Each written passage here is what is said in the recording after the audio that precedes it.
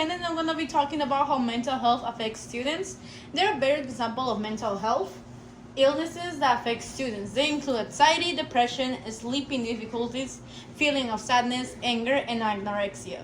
Mental illness can happen to any child, and we need parents, adults, teachers, any adult that can see and be aware of the signs and symptoms either on the child or other child or students, and seek medication and guidance before the damage escalates. 1 in 4 students have been diagnosed of mental illness such as depression, anxiety, and eating disorders among high school students and college students. Mental illness have determined effects on high school and college students, and we should be aware of the mental illness and their impact on any children by determining how that result in poor academic performances and substance abuse and suicide. This presentation and will focus on the ways that mental health affects students and how it's hard for them and how we can see any signs and we can be aware on how we can help them and how it can lead to suicide. Most of these illnesses go unnoticed since we consider it normal, and we see students just doing bad in school, and which that's a sign and we just don't see it. College men have a high likelihood of committing suicide than women, since most high school and college learners have group between 15 and 24 years old. According to various statistical sources such as WHO, most children and adults in high school and college students are characterized with feelings of sadness, anger, and hyperactivity, which results in poor mental health. Such conditions have contributed to suicide, making it the key cause of death among high school and college learners. Mental health problems and disorders have contributed to increased suicide rates among high school and college students, according to college mental health statistics. These suicides result from academic pressure, which results in mental disorders and problems such as depression and anxiety. Mental health problems can also lead to depression and anxiety. Distress have contributed to substance abuse among students. In addition to abuse, is due to the sleeping difficulties that they face, mainly due to the pressure and their studies. Mental problems among students have contributed to the abuse of prescription drugs. In addition, students are abusing performance-boosting drugs such as Ritalin, Adderall, to fuel late night cramming sessions. This poor mental health among students have increased substance abuse. Mental health problems and disorders affect students' concentration, optimistic, and ability to use focus.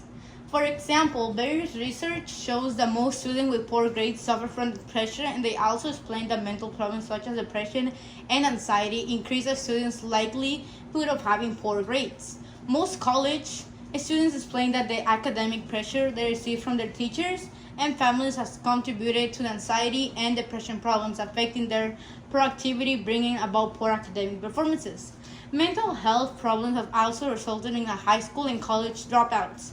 For example, the National Alliances of Mental Illness reported that 65% of college students quit their studies due to mental problems and disorders. Mental illnesses have determined effects on high school and college students, and we should be aware of mental illness and the impact on the children by determining how they result in poor academic performances, abuse, and suicide. Mental illness is a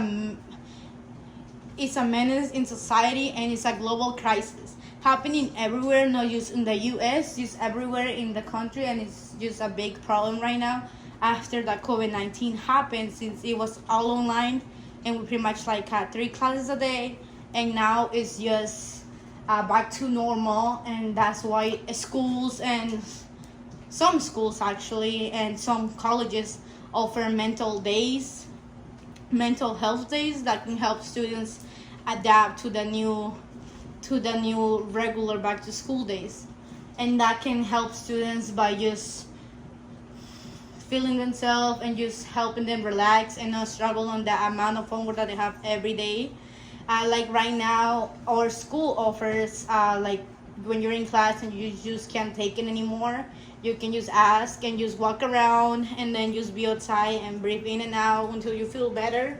And that's actually good that school offers that, because we need that right now for schools and just to know, for kids not to take the that decision to just hurt themselves or kill themselves.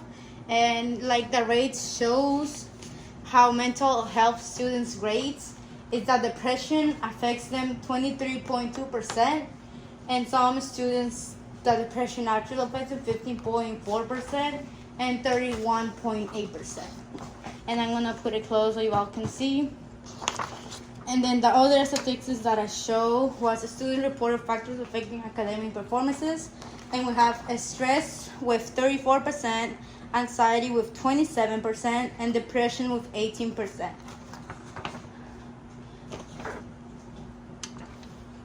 And we also have this graph of everything, the anxiety and depression. Anxiety and depression here, it leads that 41%, and depression with 39%. And then this anxiety for male, female, and transgender, and depression for male, female, and transgender. This anxiety with disagree and agree. Providers of mentorship disagree that anxiety like exists, so it's 50, and then that they agree that it exists with 36, and provides ample support. So some colleges up 49, and then 35 for agree. Positive emotional impact, they disagree with 48, and then they agree with 39. Asset to career anxiety, it says that they disagree that anxiety affects their career. Then we have the feel valued by mentor is a 55 disagree and a 34 agree. And the same with depression, we have the disagrees, which are the most that we see, and the agree with the less. And this anxiety in the work-life balance, so after college it's pretty much the same. When you work or you work office, there's anxiety and depression. Anxiety and depression, and then we see this on everywhere, and this just causes for everyone to just be aware and see signs, like I said at the beginning, just to be aware of their children, and you see the little details of it, to pay attention to them. Like if you see something that they're not doing, which is usually what they do, just to the smallest detail ever can tell you that your child is probably facing something or you're struggling with something. And now that you know a little more about how mental health affects students and how they struggle, I hope you are better able to interact and help them relate to more people and interact with them, offering help if they're struggling or if they don't get something. Show them that they can count on you. Thank you for your listening, and I hope you all have a great day. Thank you.